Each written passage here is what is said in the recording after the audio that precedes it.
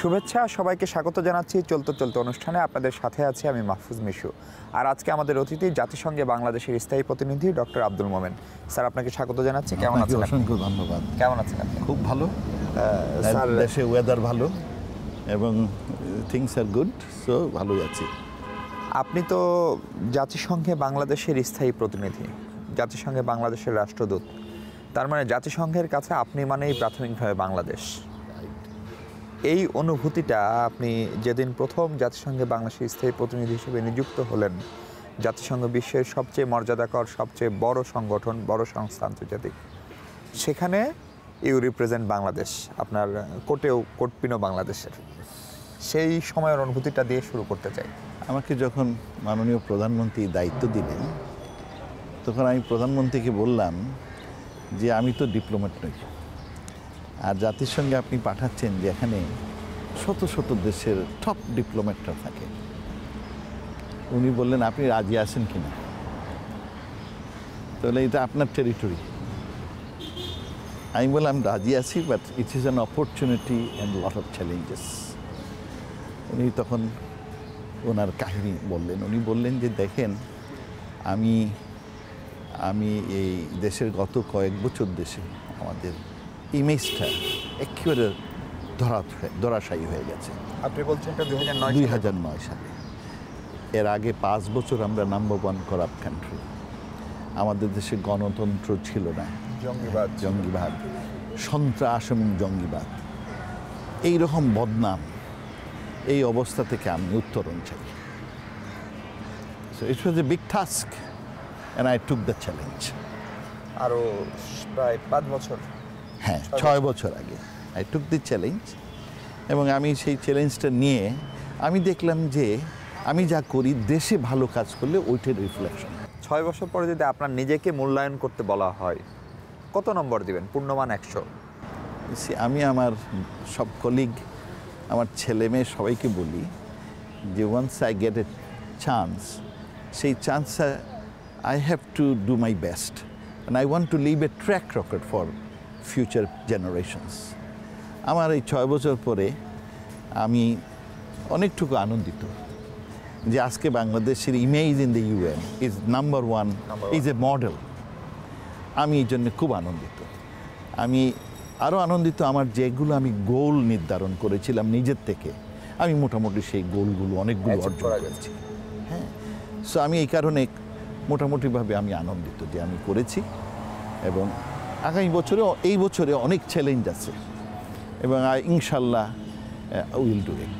সারা পৃথিবীর কাছে একটা দেশ একসময় দুর্ভিক্ষের দেশ, বন্যার দেশ, সেখান থেকে এখন জাতিসংঘের এই জায়গাটা আমরা লিড নিচ্ছি। এই গল্পটা কিভাবে সম্ভব হলো? হয়তো গল্পটা 6 বছরের না, আরও আগে, অনেক দিন, কিন্তু আপনি নিশ্চয়ই জানেন সেই গল্পটা যদি একটু বলেন আমাদের। আমরা প্রথম জাতিসংঘের এই কাজে সম্পৃক্ত হই 1988 সালে।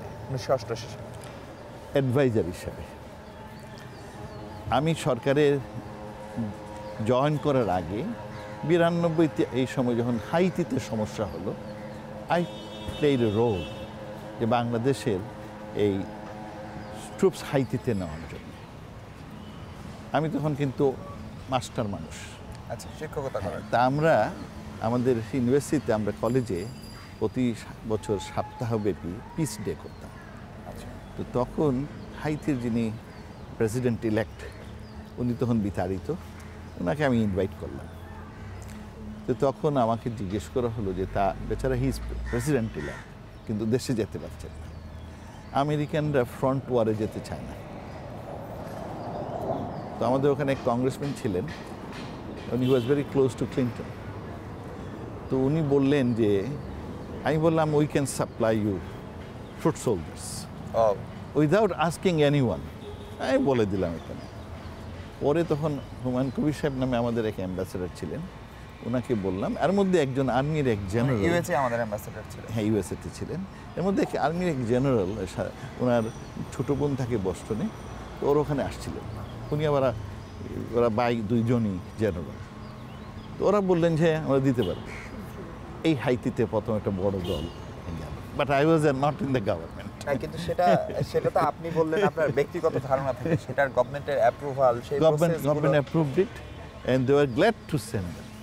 তারা তখন ওই বিরাট দল পাঠায়, তখন আমরা হাইতিতে ওই earn a good time. But anyway, এই যে জাতিসংঘের কাজটা হচ্ছে গত কয়েক বছর ধরে আমাদের উত্তরণটা খুব বেশি হয়েছে এবং নতুন নতুন দিকে আমরা আই শুড সে আমরা এসেছি। যেমন ধরুন আমাদের মহিলা, এইটা নতুন, এই নতুন সরকারে আসার পরে এসেছে। আমরা যে এরা বিরাট সংখ্যক পুলিশ, ফুল ফর্ম পুলিশ, এটাই নতুন সরকারে আমরা দিয়েছি। আরেকটা জিনিস আমরা করেছি যে আমরা দেখলাম যে শুধু সোলজার না, ইকুইপমেন্টও আমরা দিতে পারি। তো ইকুইপমেন্ট দিলে পর অনেক টাকা পাই। আচ্ছা, সেটার ভাড়া বা ভাড়া মেইনটেনেন্স কস্ট। তো সেইটার ব্যাপারে আপনারা আমি বলি যে বড় এর মধ্যে ঢাকা আসলাম, নাভাল ফোর্স বললো যে আমাদের লোকজন নাই। So I negotiated some people. আমি জানি যে অমুক জায়গায় একটা দেশ আছে, আমাদের নেয় না। আমি ওদের কাছে দর করলাম, আমাদের একটা ফ্রিগেট গেল, দুটো গানবোট গেল, এরা এখন আছে। স্যার, আমরা এই গল্পগুলো আরো শুনবো, আমাদের ছোট্ট একটা বিরতি নিতে হচ্ছে। দর্শক, ছোট্ট একটা বিরতি নিচ্ছি, ফিরছি কিছুক্ষণের মধ্যে, আমাদের সাথে থাকবেন নিশ্চয়ই।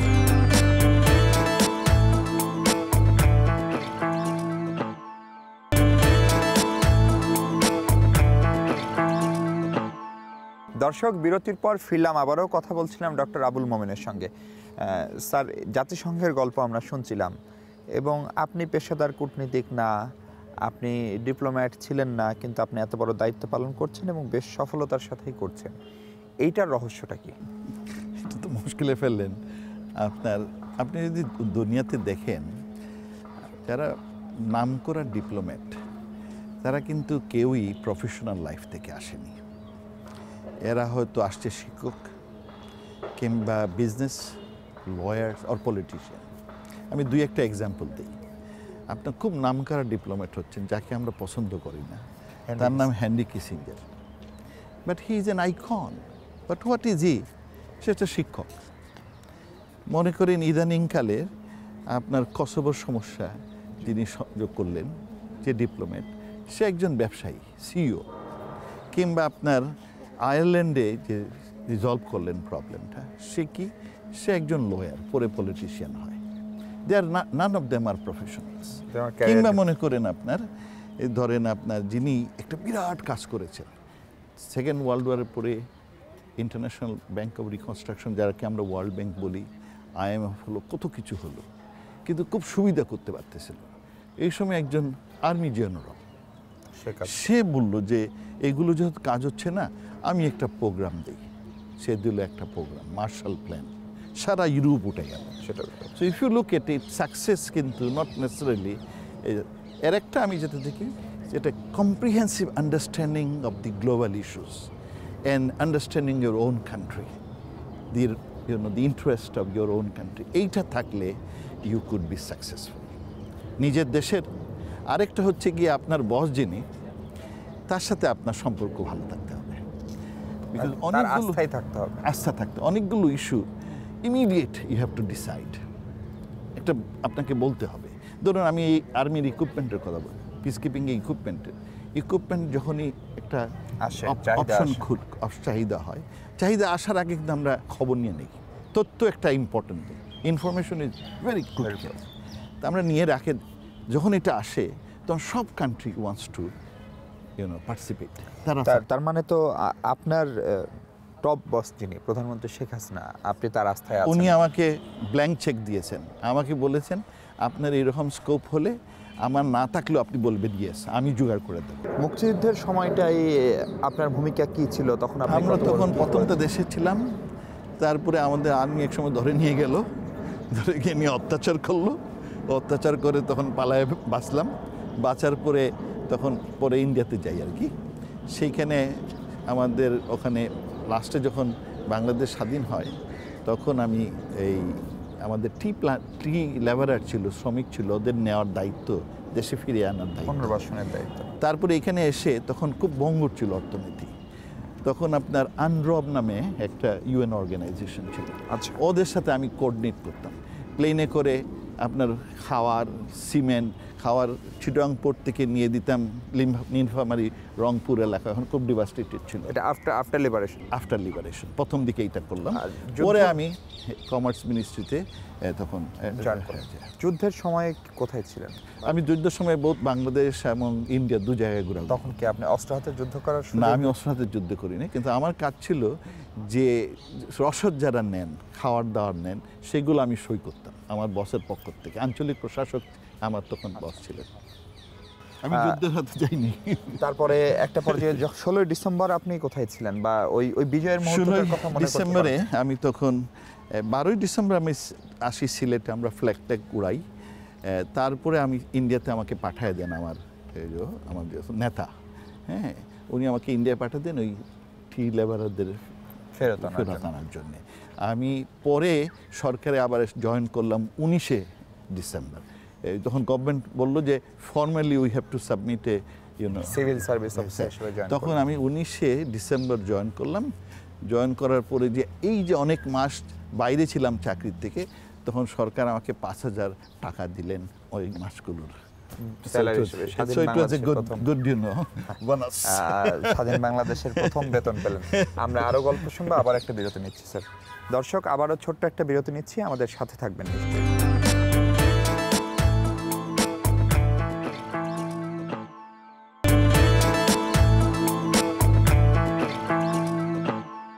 স্বাগত আরও একবার, ফিরলাম বিরতির পর।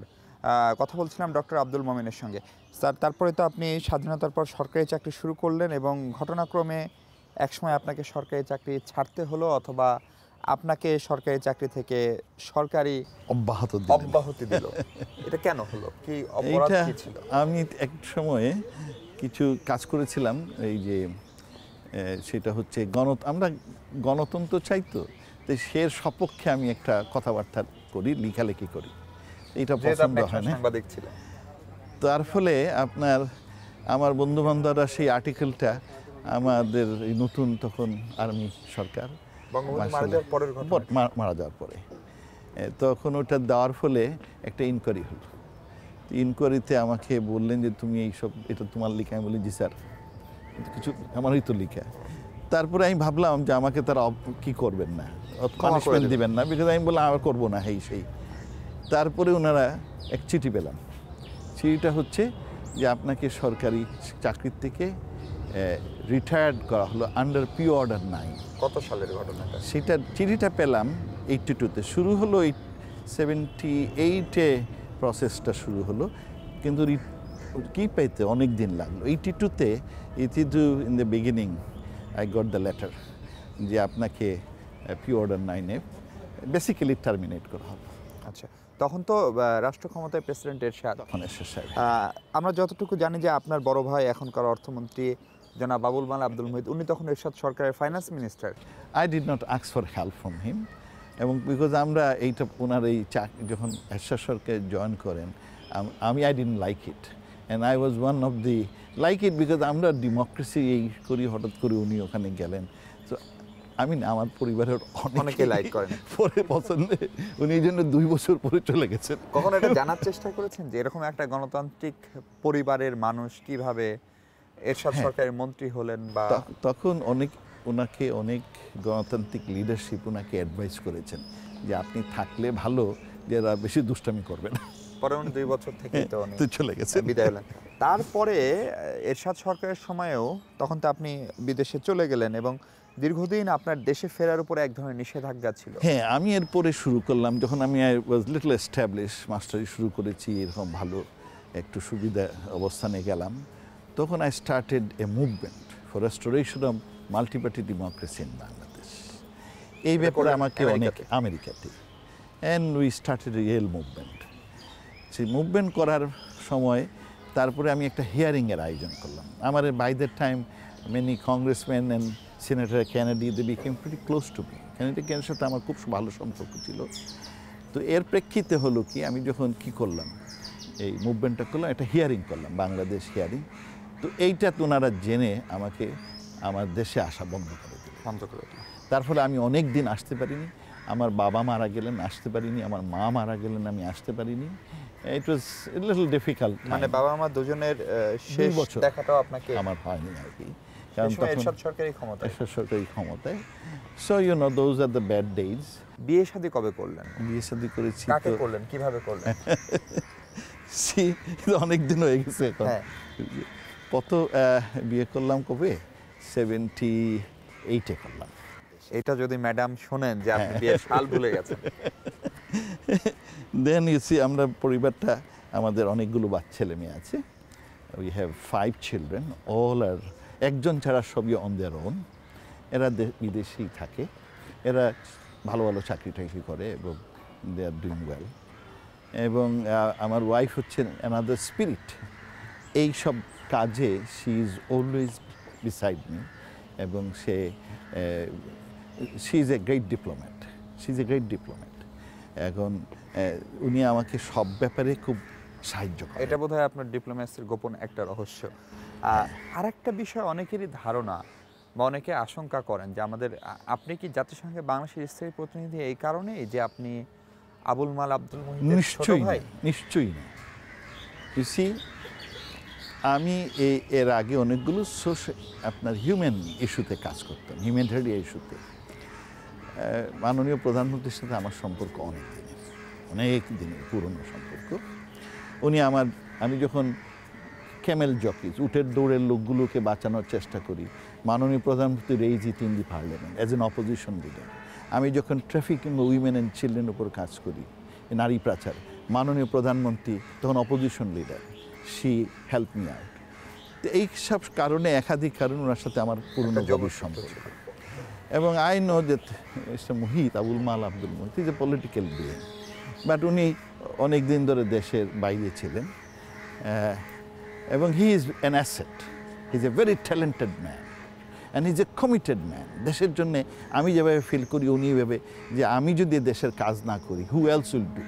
এই দেশে ভালো করার দায়িত্ব আমাদের, আপনার আমার দায়িত্ব দেশে, বাইরের লোকের দায়িত্ব না। উই হ্যাভ টু ইমপ্রুভ ইট। এটা আমাদের একটা মরাল অ্যান্ড রেসপন্সিবিলিটি। আপনি তো সিলেটের লোকজন আসলে 3টা ভাষা জানে, একটা বাংলাদেশের ভাষা জানে, একটা লন্ডনের ভাষা জানে, মানে ইংরেজি জানে, আর একটা আমরা 2টা জানি, একটা বাংলা, একটা সিলেটি। আপনি তো বহুদিন সিলেটের বাইরে, এমনকি দেশের বাইরে। সিলেটি ভাষা কি এখনো বলতে পারেন? অবশ্যই। 2-1 লাইন একটু বলবেন? নিশ্চয়ই বলতে। কেমন আছেন? ভালো আছেন নি? অবশ্যই। আমরা স্যার একেবারে শেষের দিকে শুনেন, সিলেটের লোকরা গেলাম এই কিছুদিন আগে, আমি পেরু লিমাতে গেলাম ক্লাইমেট চেঞ্জে।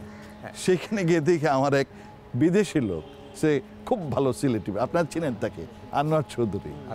সে আর তার বউ সিলেটি ছাড়া কোনো কথাই বলে না, মানে বাংলার চেয়ে সিলেটি বেশি হয়েছে। সেখানে গিয়ে আমরা সিলেটি। স্যার আমরা একেবারে শেষ পর্যায়ে, আপনার জীবনের অনেক চড়াই উতরাই, আপনি মুক্তিযুদ্ধ দেখেছেন, আপনার ক্যারিয়ারে নানা রকম চড়াই উতরাই গেছে, আপনার দেশে ফেরার উপর নিষেধাজ্ঞা ছিল, মুক্ত মত প্রকাশের কারণে আপনাকে চাকরি হারাতে হয়েছে, আপনার ভাই স্বৈরাচার সরকারের মন্ত্রিসভায় গিয়েছিলেন বলে আপনারা পারিবারিকভাবে সেটা প্রতিরোধ করেছেন, প্রতিবাদ করেছেন এবং শেষ পর্যন্ত উনি ফিরে আসতে বাধ্য হয়েছেন। এত কিছুর পরেও 43-44 বছর ধরে আপনার বাংলাদেশটাকে স্বাধীন হিসেবে দেখছেন। বাংলাদেশটা আজকে কোথায় দাঁড়িয়ে এবং আপনার এই বাংলাদেশ নিয়ে স্বপ্নটা? আমরা খুব গর্বিত যে আমাদের এই এত উতরাই, এত প্রতিকূল পরিবেশে বাংলাদেশ ইজ ডুইং গুড। এখন বাংলাদেশ, বঙ্গবন্ধুর স্বপ্ন ছিল সোনার বাংলা, আমরা সেখানে পৌঁছতে পারিনি, কিন্তু আমরা এগিয়ে যাচ্ছি। দেখেন, এই যে এতগুলো দেশ, উন্নয়নশীল দেশ, তার মধ্যে আমরা এগুলো তথ্য তো জানেন, ইকোনমিক ক্ষেত্রে আমরা ইকোনমিক মডেল, আমরা উইমেন এম্পাওয়ারমেন্ট, আমরা স্টার, পিস কিপিংয়ে আমরা যে গ্লোবাল ব্র্যান্ড নেম, আপনার এই কিসের ক্ষেত্রে আমরা না, এগুলোতে ভালো করেছি। তারপরে প্রতিবেশী রাষ্ট্র সবগুলোর থেকে আমরা ভালো করছি। আরেকটা জিনিস দেখেন, আজ দ্য হোল ওয়ার্ল্ডের মধ্যে আমরা ডিসেবল পিপল, এদের প্রতি আমরা একটা রেজলিউশন পাস করেছি এবং এই ইস্যুটা আমরা বড় করে নিয়ে আসছি। হিউম্যানিটেরিয়ান ইস্যুতে আমরা সবচেয়ে সোচ্চার। আমরা শুধু পিস কিপিং এই স্বল্পকালীন করছি না, আমরা যাতে দুনিয়াতে কোনো ধরনের সংঘাত না থাকে, এই যুদ্ধ বিগ্রহ সব বন্ধ হয়, আমরা একটা ভিশন দিয়েছি, কালচার অফ পিস। এর অর্থ হচ্ছে মানুষে যত ধরনের সংগ্রাম, এই হিংসা, দেশ বিদ্বেষ, এর মূল কারণ হচ্ছে is a mindset of intolerance, is a mindset of respect. আমরা এই জন্য বলেছি, we want to inculcate A mindset of tolerance, a mindset of respect for everyone, irrespective of religion, caste, creed or ethnicity. আমরা যদি এটা আমরা একটা vision দুনিয়ার কাছে, আরেকটা ভিশন আমরা দিয়েছি মাননীয় প্রধানমন্ত্রী, যে পিপলস এম্পাওয়ারমেন্ট। উনি বলেছেন যে বিভিন্ন রকম জনগণের সমস্যা সামনে ক্ষমতায়নের আসবে, মডেল। সামনে বহু সমস্যা আসবে, কিন্তু এই সমস্যাগুলো উত্তরানোর জন্য পিপুলকে এম্পাওয়ার করতে হবে, পিপুলকে ইনক্লুসিভ করতে হবে, ডিসক্রিমিনেশন কমাতে। আমরা এগুলোই এই যে এই বছরে 2015 সালে পোস্ট 2015 ডেভেলপমেন্ট এজেন্ডা আসবে, সেইগুলোতে ইনক্লুসিভিটি এগুলো আসছে। এই জায়গায় দাঁড়িয়ে স্যার আপনার স্বপ্নটা কি, এবং আপনি বাংলাদেশের ব্র্যান্ডিং, আমরা যে পজিটিভ ব্র্যান্ডিং এর কথা বলি, ইমেজের কথা বলি, সারা পৃথিবীতে সহিংসতা বন্ধে আমাদের প্রধানমন্ত্রী স্বপ্ন দেখছেন, কাজ করছেন আপনারা, কিন্তু বাংলাদেশে যখন সহিংসতা হয় তখন আমাদের ইমেজটা নিশ্চয়ই একটু তো আমাদের- সাংঘাতিকভাবে আমাদের একটু ক্ষতিগ্রস্ত হয়, এবং ক্ষতিগ্রস্ত সেটার হয়। প্রভাব নিশ্চয়ই আপনার উপরে নিশ্চয়ই আমরা সবচেয়ে দুঃখ বেশি পাই, পড়ে। আমরা দুঃখ এই পাই। জায়গায় দাঁড়িয়ে আপনার স্বপ্নটা দিয়ে আমরা শেষ করতে চাই। আমি আশা করি মাননীয় প্রধানমন্ত্রী যেমন আমাদের একটা গোল দিয়েছেন, আমাদের চ্যালেঞ্জ দিয়েছেন, একটা চ্যালেঞ্জ 2021 সালের মধ্যে মধ্য ইনকামের কান্ট্রি, আমার মনে হয় তার আগে আমরা হব। She gave a challenge to us. Another challenge ইদানিং ছেড়ে দিয়েছেন 2041 সালে উন্নত দেশ। দিজ আর চ্যালেঞ্জেস উনি দেওয়ার সাথে সাথে আমাদের জন্য এটা challenge. We have to do work in such a way we can achieve those goal. আমার স্বপ্ন হচ্ছে যে বঙ্গবন্ধু সোনার বাংলা আমরা প্রতিষ্ঠা করবই। আপনাকে অনেক ধন্যবাদ ডক্টর আব্দুল মোমেন আমাদের সময় দেওয়ার জন্য। থ্যাংক ইউ, আপনাকে দর্শক, অসংখ্য ধন্যবাদ। শেষ করতে হচ্ছে আজ, কথা হবে পরবর্তী পর্বে। ভালো থাকবেন সবাই, থাকবেন যমুনা টেলিভিশনের সঙ্গেই।